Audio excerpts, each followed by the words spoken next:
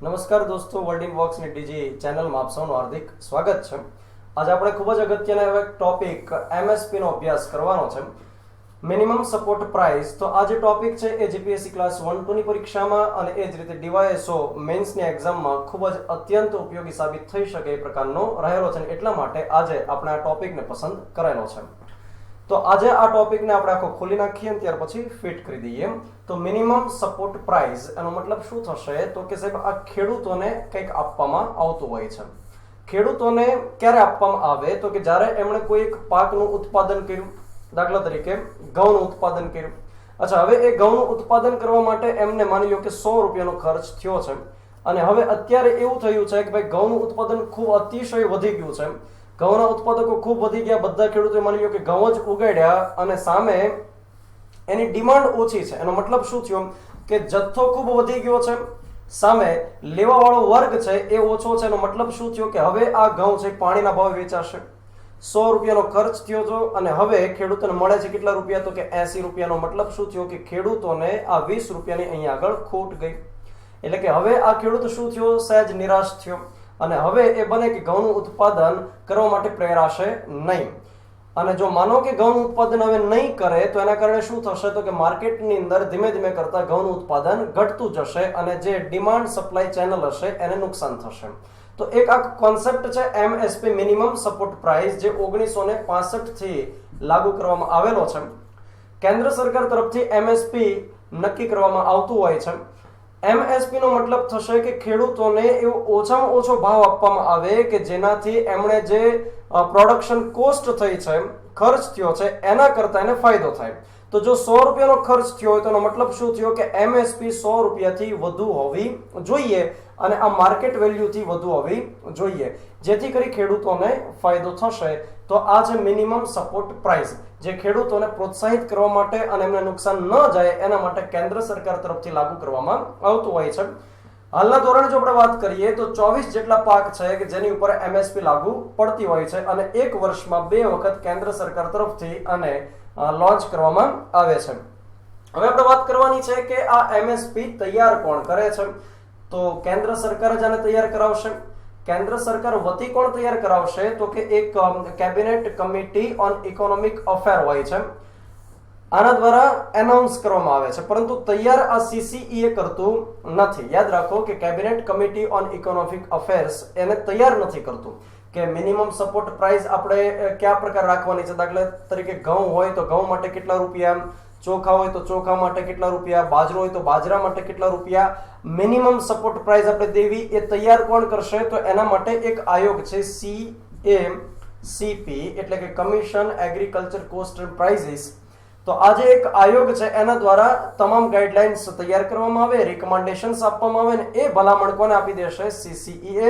અને CCEA છે એમને વર્ષમાં 2 વખત એનાઉન્સ કરશે. તો આ રીતે કેન્દ્ર સરકાર તરફથી એમએસપી નક્કી કરવામાં આવતું હોય છે.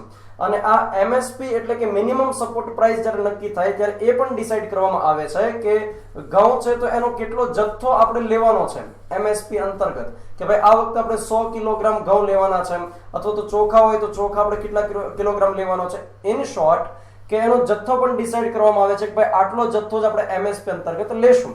પરંતુ એક અન્ય પણ કોન્સેપ્ટ છે જેનું નામ છે ઓપન એન્ડેડ એમએસપી. આ ઓપન એન્ડેડ એમએસપી નો મતલબ શું થશે? તો કે અમુક જીવન જરૂરિયાતના પાકો એવા છે, ધાન્ય પાકો એવા છે કે જેના વગર માણસ જીવન ન જીવી શકે, એને ખોરાકમાં ડે ટુ ડે ની અંદર ઉપયોગ કરવો પડે. દાખલા તરીકે ઘઉં અને ચોખા આ એના ઉદાહરણ છે.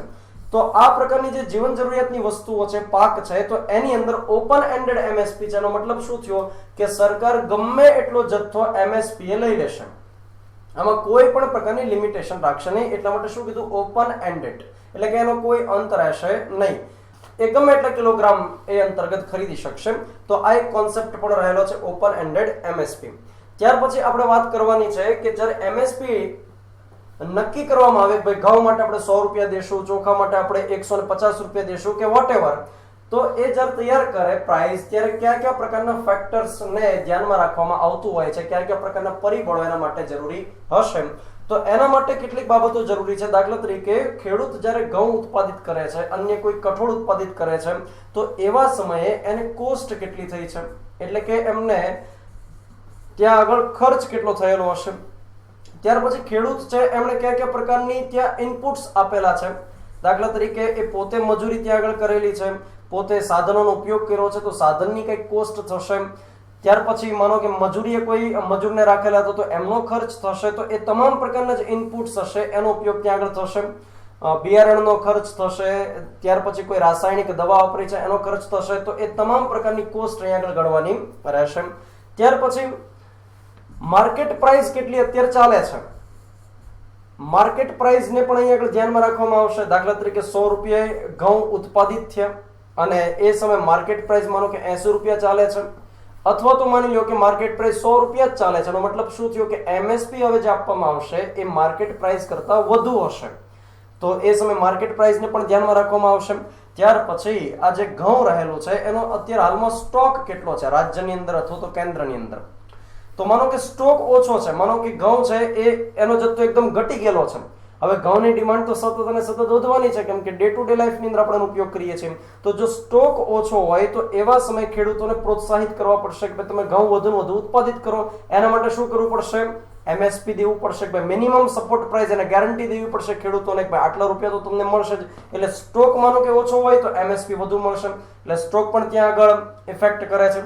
સાથે ડિમાન્ડ કેટલી છે અત્યારે હાલમાં, કેટલી જરૂરિયાત રહેલી છે એને પણ એમએસપી કેલ્ક્યુલેટ કરતી વખતે ધ્યાનમાં રાખવામાં આવતું હોય છે.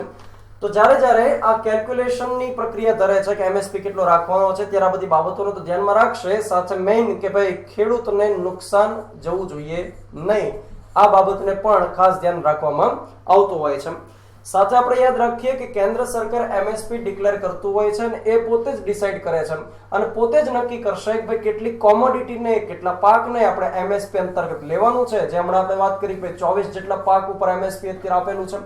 પરંતુ કેટલાક પાક એવા હશે કે જેનું પ્રોડક્શન થવું અત્યંત જરૂરી હશે, અથવા તો એવા કોઈ પાક હશે કે જે અમુક સમય માટે રહેશે તો વળી પાછા બગડી જશે. ખાસ કરીને એમાં વેજીટેબલનો સમાવેશ થાય છે, શાકભાજી અમુક સમય માટે એમને રહેશે તો વળી પાછા બગડી જશે, નવા વેજીટેબલ ઉત્પાદિત થશે, માર્કેટમાં આવશે વગેરે ઘણી બધી બાબતો ત્યાં આગળ સંકળાયેલી હોય. એટલે કે પેરિશેબલ જે કોમોડિટીઝ હશે કે જે તરત જ નાશ પામશે, તો એની અંદર આપણે વેજીટેબલનું ઉદાહરણ આરામથી આપી શકીએ. તો આ વેજીટેબલ છે એની અંદર એમએસપી સ્ટેટ પણ ડિસાઈડ કરી શકે છે. તો આપણે એટલું યાદ રાખવાનું જ્યારે આપણને પ્રિલિમ પરીક્ષામાં ખાસ કરીને પૂછે કે કોમોડિટીની એમએસપી ડિક્લેર કરવાની સત્તા માત્ર કેન્દ્રની પાસે છે, તો કે જી નહીં, એમાં રાજ્ય સરકારની પાસે પણ સત્તા રહેલી છે. પણ કયા પ્રકારની? તો કે જે પેરિશેબલ હશે એટલે કે જેનો નાશ થઈ શકશે અથવા તો જેનું ઉત્પાદન થવું અત્યંત આવશ્યક હશે, જે જીવન જરૂરિયાતની વસ્તુ હશે, એની અંદર સ્ટેટ પણ પોતે એમએસપી ડિક્લેર કરી શકશે. તો મિત્રો આ શું વિગત આપણે જોઈ તો કે એમએસપી કોને કહેવાય, ત્યાર પછી એ કોણ ડિક્લેર કરશે અને ત્યાર પછી આપણે ભણ્યા કે ભાઈ એને કેલ્ક્યુલેટ કરવા માટે કયા કયા પ્રકારના ફેક્ટર્સને ધ્યાનમાં રાખવા જોઈએ. તો આ સવાલ આપણે મેન્સમાં પણ પૂછાઈ શકે અથવા તો પ્રિલિમમાં પણ પૂછાઈ શકે. તમને જો આ લેક્ચર ગમ્યો હોય અથવા તો ન ગમ્યો હોય તેમ છતાં તમે લાઈક કરી શકશો, ત્યાર પછી તમે આને શેર કરી શકશો અને સબસ્ક્રાઇબ પણ ચેનલને કરી શકશો, જેથી વધુને વધુ લેક્ચર્સ તમને મળી શકે. Thank you very much.